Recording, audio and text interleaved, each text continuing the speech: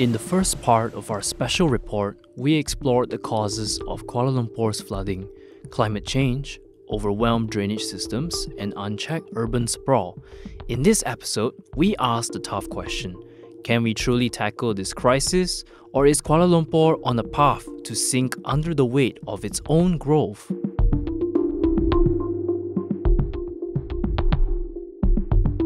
KL's rapid growth is reshaping the city, but it's also creating a ticking time bomb beneath its streets. From outdated drainage to overwhelmed riverbanks, the infrastructure built decades ago is struggling to keep up.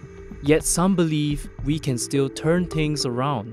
But will it take more than just band-aid solutions to keep the city afloat? Dalam usaha jangka sederhana pula menghadapi insiden banjir kilat di Kuala Lumpur, DBKL menyelenggara 15 kolam takungan banjir terbuka dan juga 9 kolam tertutup bawah tanah. Semua kolam-kolam takungan banjir telah dilakukan pengurikan kelodak atau desiltation mengikut keperluan semasa dan jadual berkala. Longkang-longkang tepi jalan turut dinaik taraf, bukaan selalunya bagi mengurangkan implikasi banjir kilat. Untuk tindakan jangka panjang pula, pada tahun 2022 dan 2023, sebanyak 7 projek mitigasi banjir telah pun siap, manakala 2024 terdapat 14 projek iaitu 2 projek siap, 4 lagi dalam pelaksanaan dan 8 di peringkat analisa tender. Seterusnya bagi tahun 2025 dan 2027, hingga 2027, 4 lagi projek sedang dirancang. Experts argue that zoning and proper land management are key to sustaining Kuala Lumpur in the face of rapid urbanization, but commercial interests often take priority. It's a balancing act.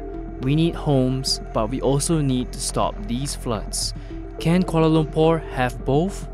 There's a lot of statement about protecting retention zone, retention ponds, protecting open space. It's all there. But then we keep hearing of, this open space, we don't need it anymore. We're going to take over this open space for socio-economic benefit. This retention pond, we need it for housing. Not that I'm against housing, but the actions don't seem to reflect the intent. Area should be zoned. This area should have, not to say cannot be developed, it can have certain sort of building with certain sort of strength. In some area they are prone to landslide, should be low density. Zoning should play a very important role, but all zoning is basically gone because of the pure commercial value of space in Kuala Lumpur. Both experts stress the need for consistent maintenance of KL's flood control systems, including regular upkeep of bordering rivers, but Dr. Azreen goes further, calling for all levels of government, from local to federal, to work together on a city-wide strategy that tackles flooding beyond Kuala Lumpur itself. So, what's the solution? Experts say it starts with better planning and coordinated upgrades to drainage, infrastructure, and zoning laws. Without this integration, KL's floods may not just persist, they could get worse. When you talk about Kuala Lumpur, you cannot talk about DBKL in isolation, because you have to talk about the whole Klang River Basin. That means right from Klang Gate up to Klang itself. DBKL needs to work also with state government, because quite a lot of mitigation is not done in Kuala Lumpur. It's going to be done somewhere downstream in, let's say, Klang. Whatever planning that needs, the federal needs to talk to the state, because you must remember, land and water belong to the state. The smart tunnel only protects certain area of Kuala Lumpur, not the whole area. And so you want to protect, let's say, Shah Alam and all. Smart tunnel doesn't protect Shah Alam, doesn't protect Klang. So each needs to think about how to take away the extra water. Do we need more tunnels like SMART to mitigate floods in KL? The answer is yes and no. Despite being successful, the SMART tunnel project turns out to be very expensive and can further endanger residential areas. This brings us to KL's existing retention ponds. Some of these ponds, essential for holding excess rainwater, have been quietly disappearing. So off for development. Some of them are being lost, right? Kampung Sungai Bohol, we have retention ponds.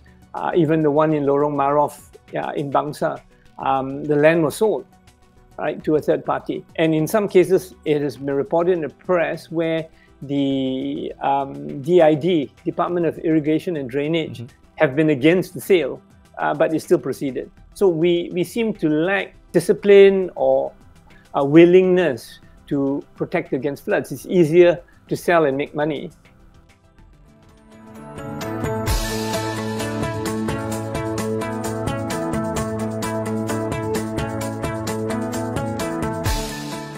Technology could be a game changer. Predictive modeling, real-time flood alerts, and automated drainage systems are already being adopted in flood-prone cities globally.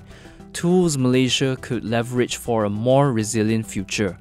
Professor Azreen envisions an advanced public platform, an enhanced version of Info Banjir, equipped with real-time interactive data.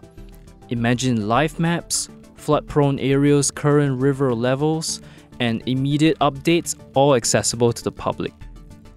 When you go to Info Banjir, so when you want to travel somewhere out, to Perak, and you know there's flooding, what you do is look at the rivers and you see whether the trend is rising or the trend is trending down. If the trending down, then you can go there because then you know that it is now decreasing. But if the danger level is rising, then you take note. So it's a matter of trying to get information and acting on the information wisely. Information is out there already. Meanwhile, flood losses in Malaysia continue to rise, costing the government about 0.8 billion ringgit in 2023, with 2024's figure expected to be even higher. These losses don't just impact government budgets, they disrupt livelihoods, displace families, and strain emergency response resources. As Malaysia braces for another unpredictable monsoon season, the question remains, are we prepared to manage the mounting costs of these recurring disasters? Maka hari ini saya arahkan penyaluran segera 150 juta ringgit kepada PBT JPS untuk membersihkan longkang-longkang pengorekan sungai di kota-kota dan kawasan-kawasan desa yang terkesan. 600 juta ringgit kepada NADMA sebagai persiapan mendepani musibah banjir. Ini termasuk lebih 300 juta ringgit yang telah disediakan untuk persiapan sekiranya berlaku bencana pada bila masa. I think we need to also start pushing the planners and the powers that be to take these sort of issues seriously, rather than pander to the fact that we need development because if we don't have development there's no growth, and then things get done and then we all regret because at the end of the day that's basically the end result of the decisions we made in the past.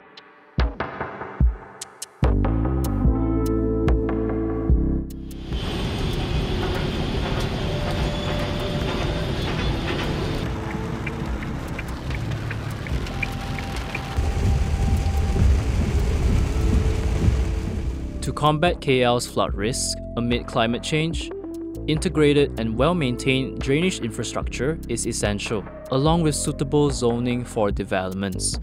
The public can help by avoiding littering and staying alert to weather updates. Government cooperation, from local to federal, is crucial in addressing the issue beyond KL.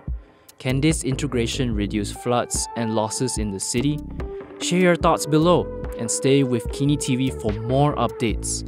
I am John Ng, reporting for Kinitv.